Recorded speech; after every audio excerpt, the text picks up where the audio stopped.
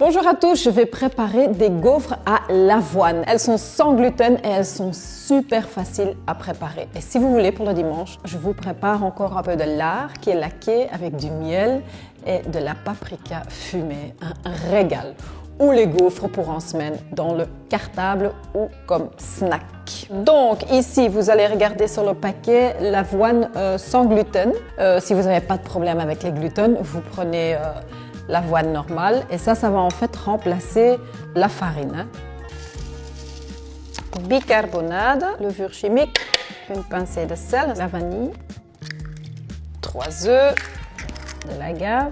Alors le lait battu, et pour ceux qui n'aiment pas le lait battu, n'ayez crainte, vous ne le goûtez pas. Vous pourriez aussi le remplacer par exemple par du yaourt.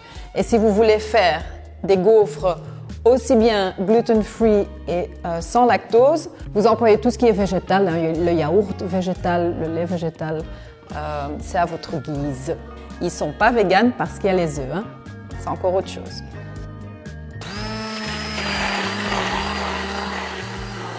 Et c'est une pâte super facile, hein. C'est juste tout dans le pot, on met le mixeur et on a la pâte. Et si vous n'êtes pas encore abonné, abonnez-vous, c'est gratos, mettez la petite sonnette et comme ça vous voyez toutes mes vidéos.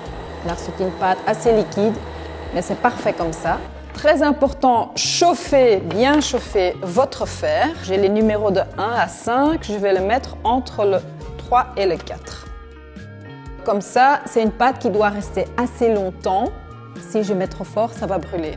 Et vous avez vu, ma machine, c'est vraiment la machine de pro qui tourne pour que la pâte soit dans les deux moules. Elle est dans mon webshop si ça vous intéresse. Allez voir. Ok, il fait feu vert. On va un peu graisser et on peut aller cuire.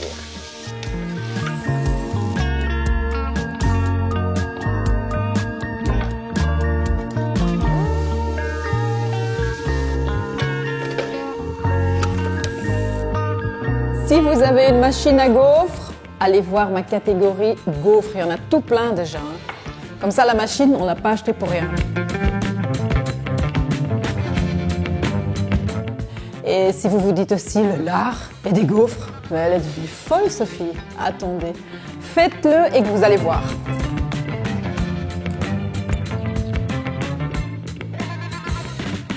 Mettre au four le lard bien caramélisé. Ok, alors voilà, avant que je commence à manger, je dois encore vous dire, toute la recette elle est sur sophiedemont.be. Si vous avez des questions, mettez-les-moi dans les comments. Encore un peu de lard qui est laqué avec du miel et de la paprika fumée. Wow. Alors ça, c'est imbattable.